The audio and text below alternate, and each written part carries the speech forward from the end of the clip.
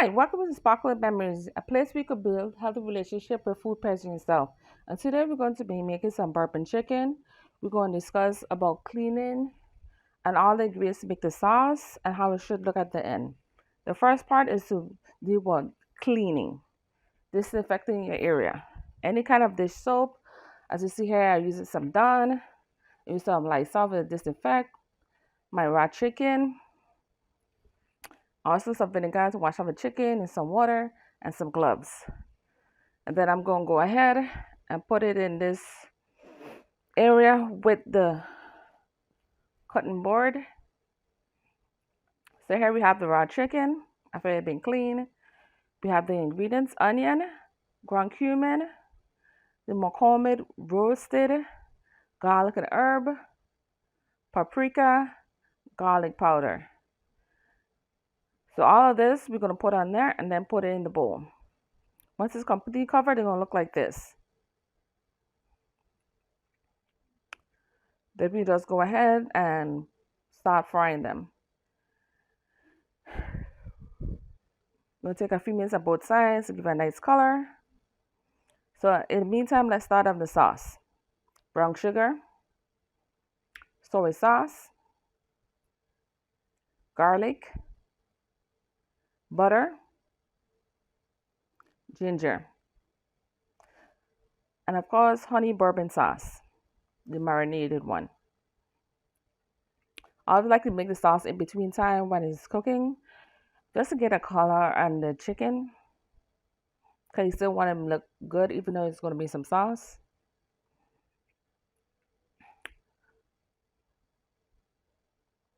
Gonna start with the butter, just to start off our sauce.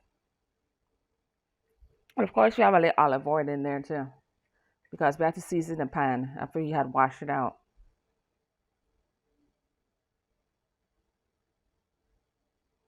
Let's take a few minutes, make sure it's fully incorporated.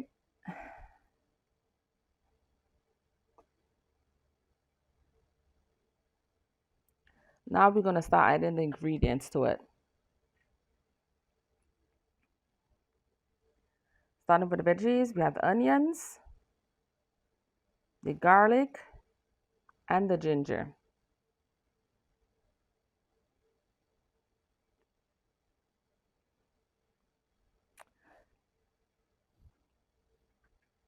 Give it a few minutes.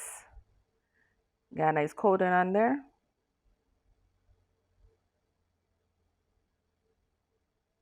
Doesn't take a long time. All depends on the temperature you put it on. Just gonna go ahead and let that cook. You can also use a big pan. It doesn't necessarily have to be a saucer pan, but I'm gonna use a bigger pan later on. Starting with some garlic powder. Generous amount, even though we have chopped garlic in there.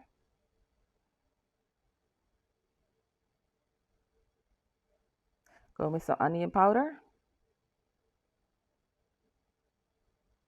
You go by the look of it.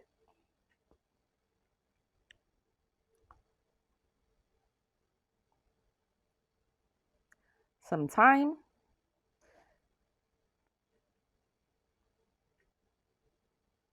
I was gonna add the like extra stuff. It also has its nutritional value too.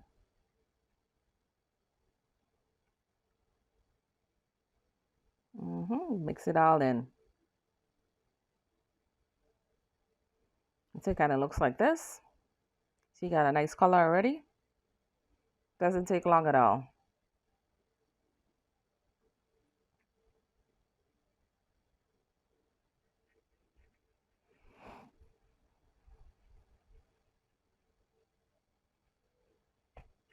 At this point, I'm just gonna get some other seasoning I want to add from the grill mix smokehouse maple.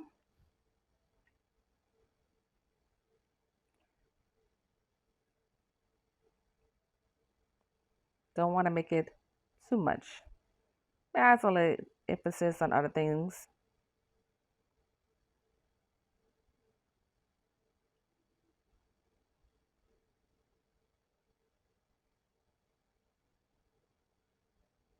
and just let it cook. We're gonna add some tomatoes with Italian herbs, just a few, because we don't have a lot of tomatoes in this, but we have the dry ones. So I just added those. Sun dried tomatoes, but like Italian herbs with it.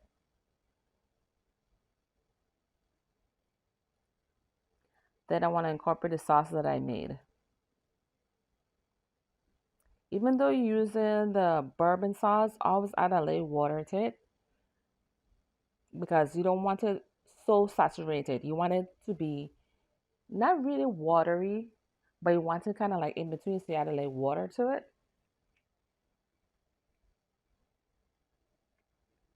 and just let that cook.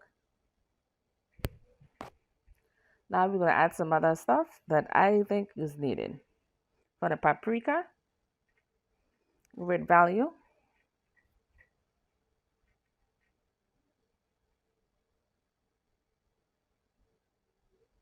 doing this in real time.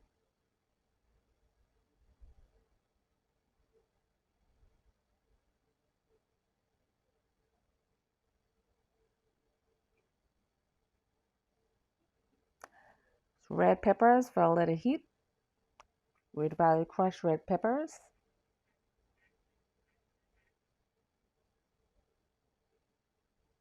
It's not gonna make it spicy because you also have the bourbon sauce, so it gives us a little bit extra, but not to the point it's overbearing.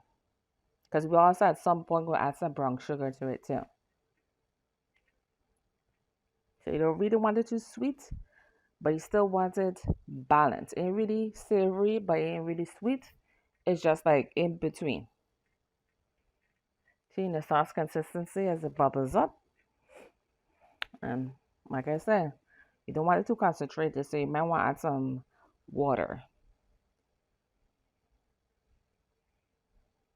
Because you don't want that strong taste, you want it to be balanced. That's why you're going to add some water to it. I prefer bottled water versus using tap, especially if I'm cooking something. Now we're going to add some, not all the brown sugar, about half right now. Of course, it's going to start caramelize.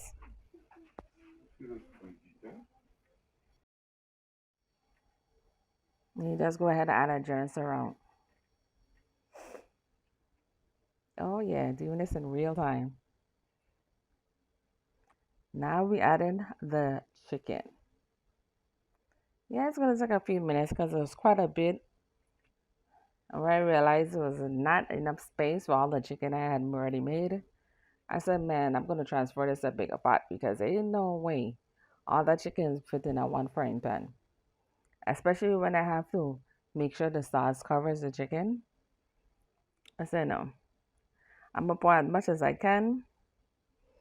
And if I wanted to do more, I can always make more sauce and use another frying pan.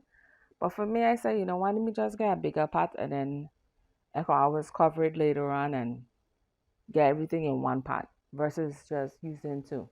I only use two frying pan because it takes a whole lot of time to get a color on each one. That's why I start off with the two pans. But to finish cooking, one pot is good enough. I mean, I could have done that in the beginning, but for me, I wanted to spread it out. That way, it'll be done quicker to get a color on the chicken. I You don't want to overcook it. The first part is just to get a light color on both sides. Not extremely high heat, but much like a medium heat. Because you don't want to start with raw chicken and then put it on sauce. That is not going to be right. You have to have a light color in it. I know some people might do that, like fully cook it and then put it much in sauce and then and it's up overcook. That you don't want to do. You want to get a little cook on it first, then you make the sauce, then put it in the sauce. So then it will soak it up. Just baste in the chicken at this point. Put in some sauce. I still have more chicken in there, so at this point I have to transfer because I didn't feel like making any more sauce. And a bigger pot sounds a lot better to me.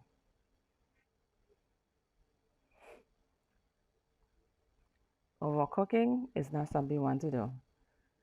It's far-fetched for some people, but to me, it's just as bad as burning your food. Overcooking and burning your food to me go hand in hand. Cook is good. Overcook, dry. Burn is horrible.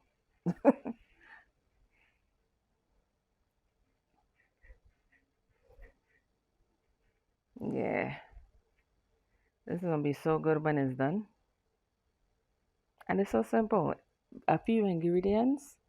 You could even put the frying pan, if you have like a cast iron pan, you could always put it in the oven to finish cooking because it's done a lot quicker versus doing it over the stove. That's another option you could have done. So now I have it in a big pan. This is a lot better and easier. So at this point, I put it on a medium heat and covered it. And then when it's done, it's going to look like this. And then you want to put everything else with it. Till next time, this is Sit Around for Sparkling Memories. Bye bye.